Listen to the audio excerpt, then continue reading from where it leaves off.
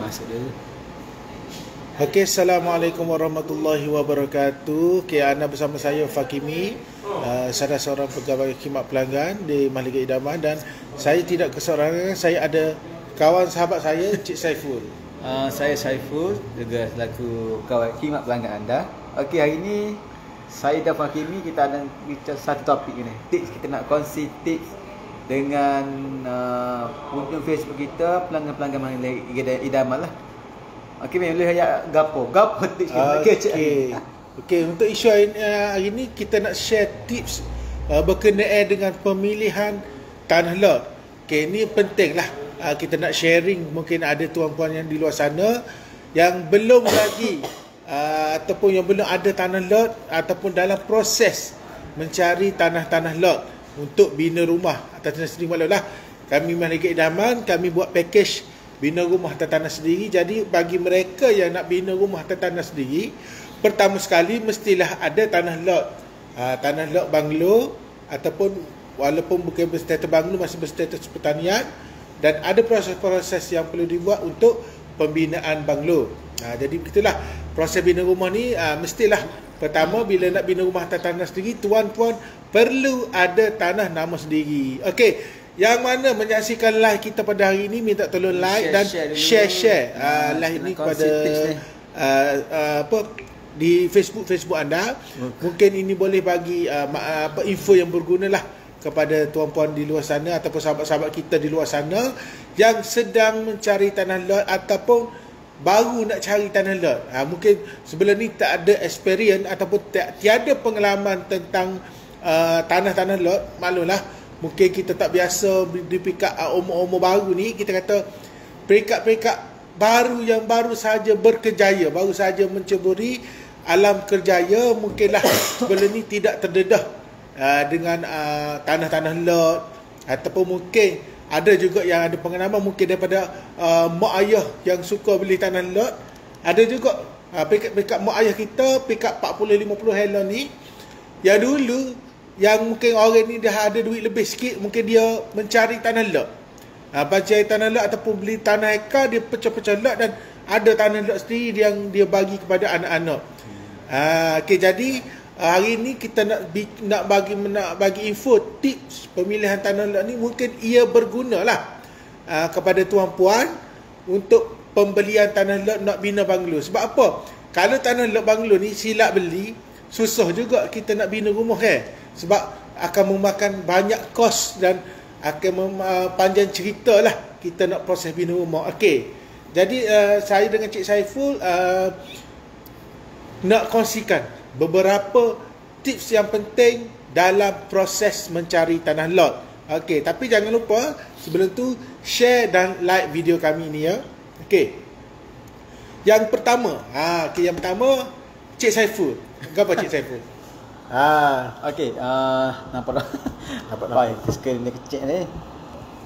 Kepada yang masuk tolong share dulu. Okey, macam yang Fakim bagi tahu tadi, kita nak kongsi tips ni kepada sesiapa yang nak dan akan membeli tanah lot lah. Nak sama ada okey, sama ada nak beli tanah lot tu, nak beli sebagai aset ataupun nak beli untuk bina rumah. Sini kita akan kongsi sedikit lah mengikut pengalaman saya dengan Fakimi lah. Okey. Gapo yang perlu kita tengok mula-mula untuk beli tanah lot lah. Okey. Okey, poin yang pertama, tips yang anda perlu tahu untuk beli tanah lot. Tips yang pertama adalah pastikan geran milik individu lah. Itu yang penting lah. Okey. Geran individu ataupun nama seorang lah.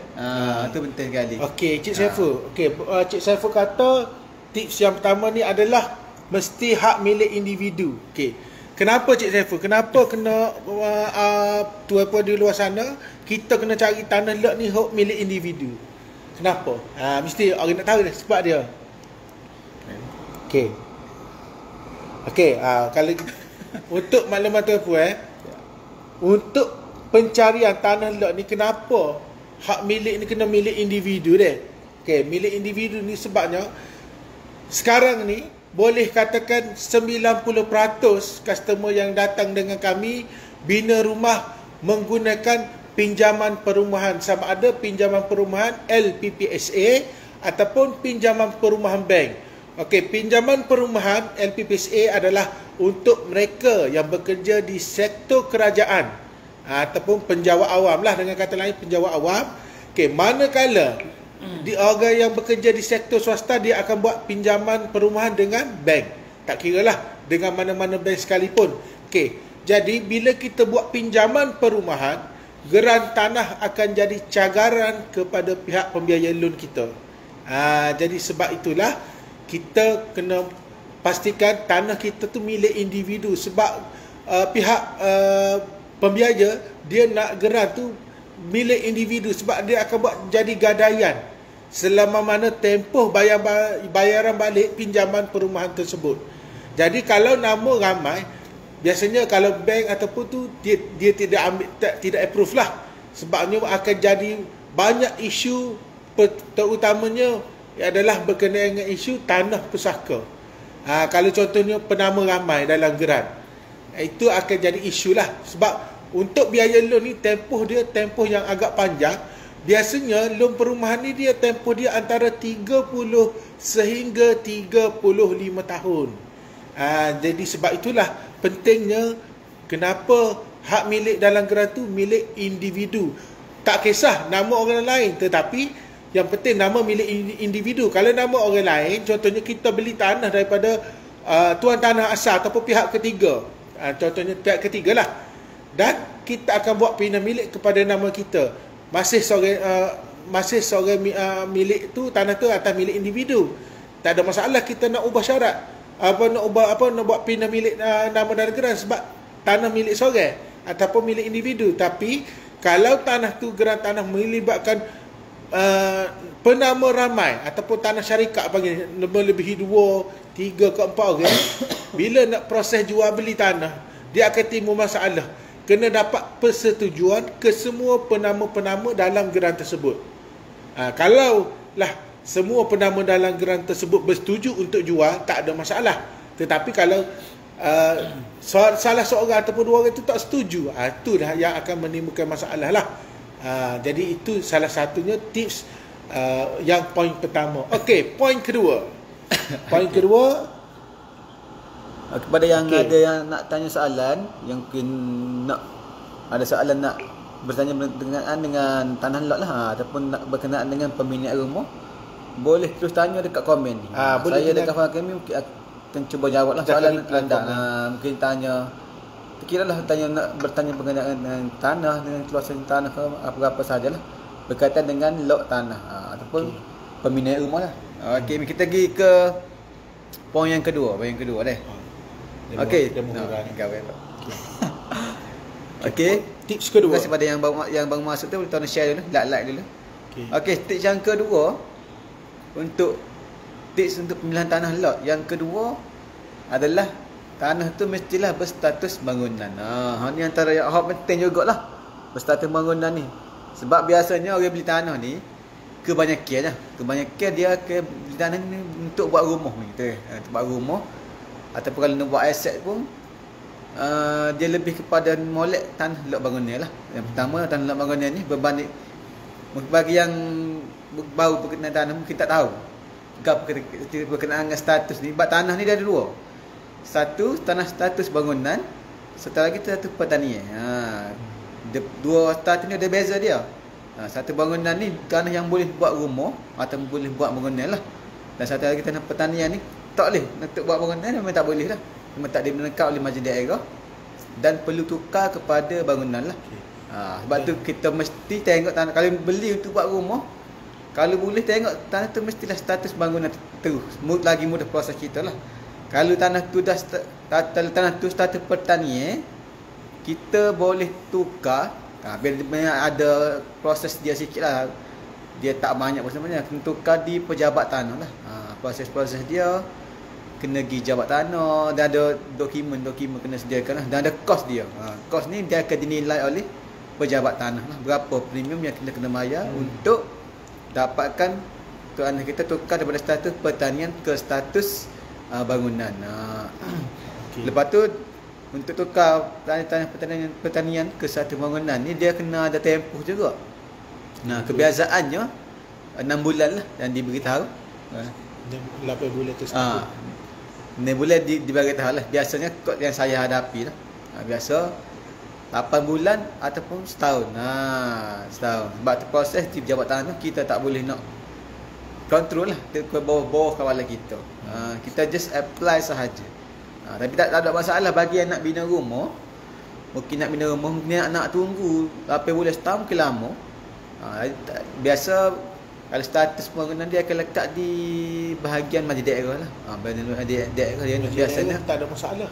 Kita boleh gunakan resit. Dia nak ke status pembangunan, tapi bila kita tukar status tu dia akan bagi satu resit. Resit tukar syarat. Dekat jabatan kita tukar syarat dia akan dapat resit. Kita boleh saja guna resit itu saja untuk submit plan di majlis daerah. Dia tak perlu tunggu grant keluar lah. Kalau nak tunggu lambat, jadi kita boleh gerak untuk pelan sekali guna resit tu sahajalah. Okey, ada soalan ni, ada soalan.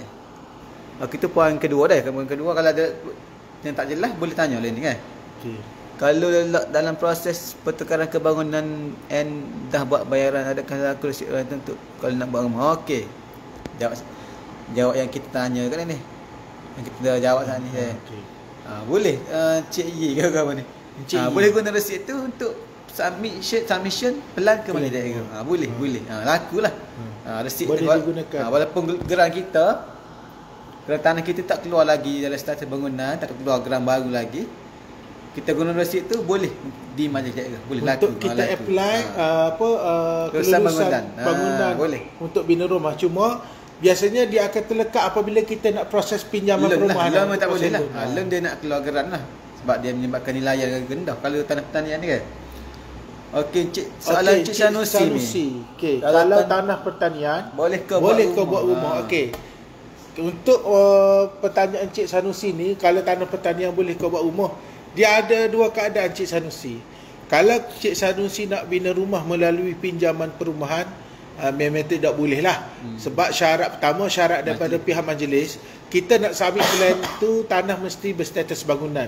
Itu yang dikenakan syarat yang mesti kita ikut, yang dikeluarkan oleh pihak majlis perbandaran ataupun majlis daerah bahagian pembangunan lah. Okey. Dan yang kedua, dari segi untuk orang buat loan, pihak pembiaya loan contohnya bank ataupun kalau kerja-kerjaan dia nak apply loan LPPSA. Okay, biasa loan LPPSA pun dia nak syarat tanah mesti tanah status bangunan, bukan status pertanian. Okey. Tetapi kalau sekiranya Encik Sanusi nak bina rumah secara tunai, sebenarnya kalau secara tunai tidak melibatkan urusan kelulusan plan tu boleh buat. Tetapi biasanya kadang-kadang ada juga tempat-tempat ataupun risiko lah. Sekiranya dalam pembinaan yang kita tak submit plan ni, biasanya pihak majlis, pihak penguatkuasa daripada majlis daerah ataupun majlis perbandaran tempatan, dia akan ketapak dan dia akan denda lah kepada pemilik tanah tersebut. Jadi itu atas bawah tanggungjawab tuan tanah sendiri. Tetapi sekiranya cik nak buat tunai, tidak melibatkan pinjaman, boleh buat. Tapi berisiko seperti berikutlah. Kalau nasib baik tak kena, kalau nasib tidak baik kenalah bayaran denda yang dikehendaki oleh pihak majlis. Satu lagi. Cik ini MG Port nama dia tu. Okey. Salah bermakna Cik I kata kesalahan bermakna kalau nak buat LPPSA memang nak kena tunggu status tukar kebangunan dululah. Ya betul Cik I. Kalau ikutnya kalau nak buat LPPSA mestilah kena tunggu geran keluar bangunan dulu. Tetapi bila kita nak bina rumah atas tanah sendiri ni, kita ada beberapa proses yang terlibat. Pertamanya adalah proses plan rumah. Okey. Untuk proses plan rumah, kita ada 3 peringkat. Pertama, plan lantai. Okey, yang kedua plan 3D rumah. Yang ketiga proses untuk plan detail rumah. Okey, ketiga-tiga proses plan rumah ni dia ada masa dia ataupun tempoh, iaitu biasanya average lah dalam 3 bulan untuk kita siapkan atau daripada awal sampai itu tu biasalah. Tetapi mungkin kalau ada perbincangan yang lebih lanjut nak ubah banyak perubahan kan, mungkin akan makan masa lebih sikit ya Encik Yi. Dan apabila selesai sahaja sehingga ke peringkat plan detail, biasa average 3 bulan tu, pihak kami akan keluarkan sebut harga bina rumah. Dan sebut harga bina rumah tu pun kita akan tunggu feedback daripada customer.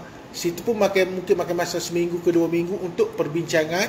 Mungkin ada item yang nak guna, ada item nak tambah, ada item nak buang kan. Itu melibatkan masa jugalah proses. Dan setuju sahaja perbincangan sebut harga, kita akan ke proses cetak plan dan juga proses untuk kelulusan cok arkitek. Dan juga selesai cok arkitek, barulah kita apply untuk plan untuk kelulusan plan dengan bahagian pembangunan pihak menjadi daerah. Okay, biasa untuk kelulusan plan ni dia average masa dia sebulan ke 2 bulan. Jadi total masa biasa kita daripada awal sampai nak siap kelulusan pembinaan ni 5 bulan CI. Jadi sambil-sambil kita menunggu proses ubah syarat ni selesai, kita boleh mula ke proses plan dulu. Jadi sudah moleklah bila plan sudah jalan sekali kan, sekali jalan kata. Tunggu plan keluar gerai tanah status bangunan atau baru keluar, dan sudah molek plan siap. Maknanya kita boleh sekali jalan, tak perlulah kita tunggu sampai betul plan tu sampai siap dah, kemudian baru kita nak buat proses plan. Situ akan makan masa pula lah. Cik Yi. Okey, kalau Cik Yi nak dapatkan info lanjut ataupun ada pertanyaan lanjut, Cik Yi boleh telefon saya ataupun Cik Saiful. Dia ada link, saya dah ada sertakan link WhatsApp. Cik Yi boleh tekan sahaja link WhatsApp pada bahagian posting di atas untuk terus WhatsApp kepada nombor kami berkenaan dengan proses-proses bina rumah. Kita akan bagi penerangan dan kita boleh tengok apa flow-flow perjalanan ataupun masa dia perjalanan untuk pakej bina rumah Cik Yi. Boleh bertanya, tak ada okay, masalah. Tak ada masalah. Percuma dah konsultasi ni, tak bayar dah. Kita tak bayar dah pun. Nanya. Biasa dapat rumah ni banyak persoalan lah yang kena tanya. Kita ada masalah lah. Nak bertanya boleh terus kontak saya dengan Tuan Kimi lah. Okey, itu dua tips lah. Tip pertama tadi kita ke poin seterusnya kah? Kita pergi poin ketiga ataupun tips ketiga untuk pemilihan tanah lot. Tips yang anda perlu tahu sebelum beli tanah lot ni. Okey, yang ketiga. Tips yang ketiga adalah membuat lawatan ke tapak. Maknanya kita kena pergi tengok tanah. Jangan saja kita tengok iklan, tanah lot nak pergi jual. Okey, kita telefon nombor yang tertera. Tu buat urusan jual beli. Dia bagi salinan gambar gerai petok tu beli tanpa kita melawat ke lokasi. Okey, jangan buat gitu sebab kita boleh memberi risiko kepada kita. Kenapa? Okey, pertama, kita kena buat lawatan ke tapak ni. Pertama pentingnya kita kena tengok akses laluan masuk ke tapak tu. Kalau kita beli tanah sahih besar comel harga murah tapi nak masuk ke tapak tak ada jalan. Tu tak ada guna dah. Bukan tak ada guna macam mana? Sebab dia akan makan kos lagi. Perlukan kos untuk kita buat permohonan jalan baru. Ataupun jalan dah ada dalam keran, cuma kita di tapak, situasi di tapak tersebut memerlukan kos. Contohnya kerja-kerja pembersihan, ataupun kita kena tambung tanah, kena tar jalan, ataupun kena tambung batu crusher run untuk laluan ke tapak. Kalau dekat tak ada masalah, tapi kalau lah keadaan di tapak tu panjang jalan dia ataupun jauh jarak dia daripada jalan masuk ke tanah, situ kena ingat tu pentingnya buat lawatan ke tapak. Yang kedua, bila kita kena pergi buat lawatan ke tapak, kita kena estimate lah apa yang ada di atas tapak tersebut. Pokok-pokok besar ke, semut samu ke, sebab ni adalah kos. Sebab kita nak clearance site tu melibatkan kos. Tu penting lawat tapak. Yang kedua, yang ketiga, adakah kita berpuas hati lokasi tapak tersebut? Bila kita buat lawatan ke tapak, dari segi pertama dari segi jalan masuk. Yang kedua, keadaan tapak tu. Keadaan tapak ni bagi saya tak ada masalah. Biasanya bab cuci tapak ni boleh diuruskan lah. Benda tu tidak pelik, dan kita boleh upah cash dan juga upah lori ataupun upah cuci untuk clearance site. Tu tak ada masalah. Tapi yang penting jalan. Biasanya jalan ni yang akan makan kos yang tinggi. Okey, pentingnya. Okey. Untuk yang seterusnya, kita tengok lokasi macam saya kata yang ketiga tadi adalah adakah kita berpuas hati dengan lokasi tersebut. Okey, bila kita pergi ke tapak tu, jangan kita tengok jalan ni dekat dengan jalan, comel dah. Okey, kita kena tengok juga akses fasiliti tempat tu. Contoh jual tanah lot comel. Tapi akses kita nak pergi ke Pekan jauh. Nak pergi ke sekolah jauh. Kemudahan asas tak ada di tapak. Itu pun penting juga. Lagi bila tanah ni jauh, kita akses, kita nak masuk air pipe KJL, kita nak masuk tiang api, nak tiang elektrik kan. Itu pun akan jadi kos yang besar kepada kita. Itulah pentingnya lawatan ke tapak yang kita perlu buat sebelum kita beli tanah lot ni. Okey, saya serahkan kepada Encik Saiful untuk tips yang seterusnya. Okey, untuk yang baru masuk, sekarang ni kita tengah berbincang ni. Dia bagi tips berkenaan dengan tips yang anda perlu tahu sebelum beli tanah lot. Okey, ini kita pergi ke poin yang keempat. Okey, poin yang keempat ni terdapat kemudahan infrastruktur yang lengkap lah. Infrastruktur yang lengkap ni biasa kita buat rumah ni, yang penting sekali kena yang ni, infra yang paling penting lah, yang kena tengok. Yang pertama jalan lah. Jalan tu kalau infrastruktur tu jalan tak, dia kalau boleh bukan jalan yang beratur saja, kalau boleh dia tar lah sekali kan. Infra kalau nak lengkap dia ada tar. Lepas tu dia ada longkang lah. Longkang tak kira longkang tu biasanya longkang KJL lah yang kita bincangkan untuk infrastruktur ni. Sebabnya infrastruktur ni kalau tak ada di tapak, sebab ada beberapa majlis daerah dia mewajibkan kita nak buat lah untuk syarat kelulusan majlis daerah. Jadi kalau beli tanah yang dah siap infra, dah ada jalan masuk yang betar, longkang, mungkin kita tak perlu nak keluarkan kos lagi lah. Kalau tak ada, macam contoh DMK, Majlis Daerah Kota Baru, dia mewajibkan bila buat rumah tanah sendiri ni, walaupun tanah kita sendiri, kena buat juga tadi dah ada rumah kita, dah ada lot tanah kita tu, dan juga longkang. Kita tak buat belakang lah, kita buat di depan rumah kita saja. Tapi tu ada kos lah. Kalau tu tuan puan kena keluar kos lah. Kos dia bukan, kalau tanah yang kecil mungkin tak banyak lah. Kalau tanah besar, kos dia lebih lah 10,000 lebih kurang. Itu kena tengok balik tapak.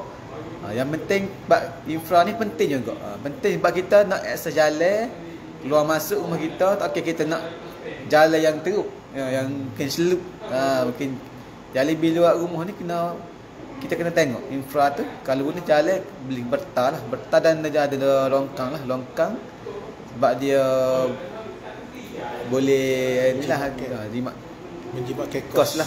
Infrastruktur. Dan juga longkang ni penting lah untuk saluran sekali kan, saluran air. Okay, ada soalan tak? Ada soalan ke tak? Soalan lagi? Ada lagi. Salam, bermakna kalau nak buat lebih sini hanya dah Cik Yi. Itu berkenaan dengan infra lah. Infra ni ada majlis daerah mungkin tak berwajibkan, tak perlu buat, tapi tu salah satu tips lah. Yang kalau nak beli tanah lot kena tengok juga. Kena tengok. Sebab tu penting, sebab kita akses masuk dengan longkang ni penting untuk kita bila kita ada rumah kita nanti. Kita nak keluar masuk, dan juga dari segi saluran comel lah. Kalau saluran tak comel, kalau mari hujan sekali takut bak dia ada banjir, masalah akan jadi sumbat apa semualah. Overflow dia punya water drain kita. Overflow jadi sumbat depan rumah kita. Jadi isu lah kita. Okay, setiap kali hujan, setiap kali tu air naik kan. Jadi kena tengok. Tu yang penting lah berkenaan dengan infra. Okey, infra ni dia sebenarnya ada link dengan lawatan tapak saat ni lah. Lawatan tapak ni kita nak tengok juga infra kan. Tu yang penting. Okey. Poin yang terakhir ni. Terakhir tu. Untuk tips yang terakhir pasal pemilihan berkenaan dengan pemilihan yang anda perlu tahu sebelum beli tanah lot. Okey, poin terakhir adalah kena tengok dia punya permukaan tanah rata dan tidak ada cerun. Okey. Biasanya kita pergi buat lawatan ke tapak tanah ni dia ada pelbagai bentuk permukaan. Ada tanah rata, ada tanah berbukit, dan ada tanah yang ada cerun. Jadi pastikanlah kalau anda nak bina rumah banglo, pastikan tanah tu adalah tanah rata dan tidak ada cerun. Okey. Apabila tanah yang ada cerun ni adalah kita perlu keluarkan kos untuk membina benteng. Satu lagi dia punya level tanah lah. berkaitan dengan level tanah sendiri. Okay, level tanah ni kita kena pasti sama ada level tanah yang tanah lot kita nak beli tu adalah tinggi ataupun rendah. Sebab itulah penting kita kena tengok ke tapak. Kalau kita tak tengok ke tapak, kita tak akan tahu. Okey. Satu lagi kita kena bertanya lah.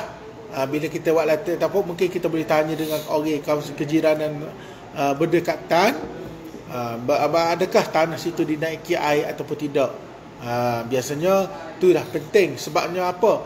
Sebab penting persediaan awal. Bila kita beli tanah lot tersebut, kalau tanah tu level rendah, kita boleh sediakan kos awal untuk kita tambung tanah tersebut.